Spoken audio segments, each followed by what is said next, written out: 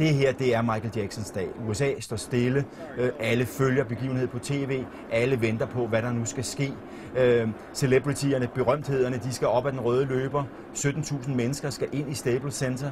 Det skal kisten også, det skal familien også. Så der er en prop lige nu. Alle venter, spændingen er på højdepunktet.